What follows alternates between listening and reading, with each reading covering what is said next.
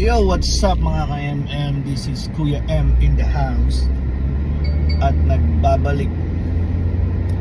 So, etong video na to ay tungkol dun sa nagba-viral na video ngayon sa TikTok na isang Chinese gamer na in love dun sa isang babae online. So, kung hindi nyo pa siya kilala, ang kanyang code name ay Fat Cat. Sobrang naging viral to dahil sobra siyang nagmahal. Grabe yung pagmamahal na ibinigay niya dun sa babae. Well, hindi ko na i-detalye yung buong pangyayari. Kung gusto nyo, marami sa TikTok na naglalabasan ng mga videos. Actually, kung hindi ako nagkakamali, nagpakamatay siya last April 8 etong taon na to. So tumalon siya sa bridge, which is now ay nakapangalan na ata sa kanya. Ipinangalan sa kanya ng Chinese president yung bridge na yon, no? Well, kaya ako sinasabi to dahil minsan akong nagsuot ng sapatos niya. Ibig kong sabihin, recently lang, syempre nasaktan din tayo, diba? Ang pagkakaiba lang namin, mas pinili niyang kitilin yung buhay niya para hindi na niya maramdaman yung sakit na sobrang naramdaman niya.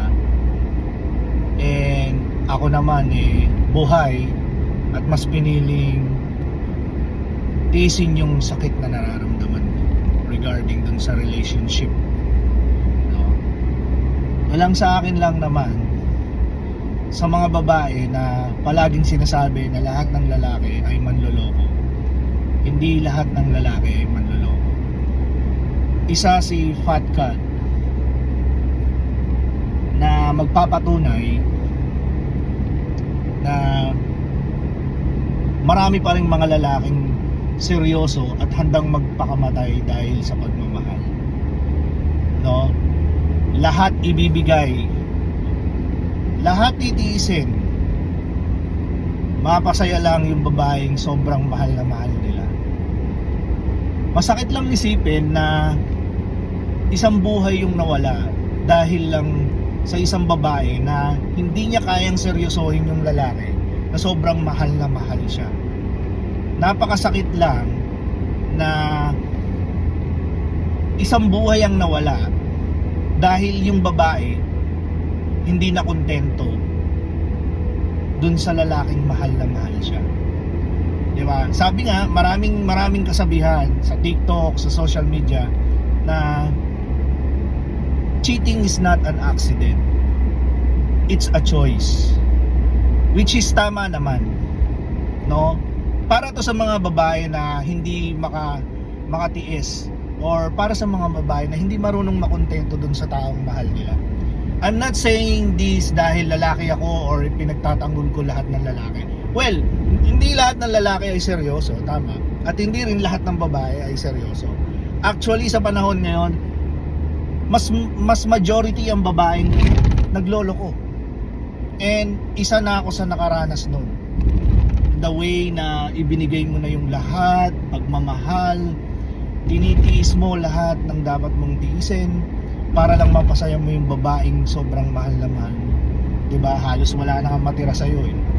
But gaya nga ng sinabi ko, cheating is not an accident. Hindi mo pwedeng sabihin sa taong mahal mo, sa lalaking mahal mo na sorry, hindi ko sinasadya. Choice nyo yon. Choice nyo yon kasi hindi kayo kontento. Hindi kayo kontento sa pagmamahal namin. May hinahanap pa kayong iba. Diba? Sana kapag dumating yung time na ganun, sana hiwalayan nyo na lang yung mga taong mahal nyo, yung taong mahal nyo, yung lalaking mahal nyo. mas maganda pa yun, di ba? Hindi yung nandun pa kayo sa loob ng relationship nyo and then malalaman na lang na merong isang lalaki na kasama mo o kasama ng girlfriend mo, tapos naglalandian kayo, no? Kaya sobrang maraming nagmamahal. So sobrang maraming nagmahal kay Fat Cat dahil siya yung nagpatunay na hindi lahat ng lalaki manloloko. Mas maraming mga lalaking sobrang magseryoso sa inyong mga babae, no? Naintindihan ko siya, gaya nga na sinabi ko, parehas kami ng naramdaman pero magkaiba kami ng pinatunguhan. Mas pinili niya na mawala sa mundo kaysa manatili, di ba? At ang isang hiling niya lang niya na sa kabilang mundo o sa kabilang buhay, puro McDonald's na yung kakainin niya dahil tiniis niya lahat para lang dun sa babaeng mahal niya, diba? So mga ka-MM, sinabi ko lang to kasi gusto ko lang ilabas yung nararamdaman ko. Minsan kailangan talaga nating mas mahalin ang sarili natin kasi yung taong minamahal natin, hindi natin sigurado kung talagang mamahalin tayo habang buhay. At sa mga lalaking katulad ko na sobrang magmahal sa mga babae na lahat ibibigay, sana kahit konti magtira tayo para sa sarili natin. So yun lang mga ka-MM at maraming salamat sa pakikinig. Magkita-kita ulit tayo sa susunod na vlog. Keep safe, stay safe, God bless, peace out.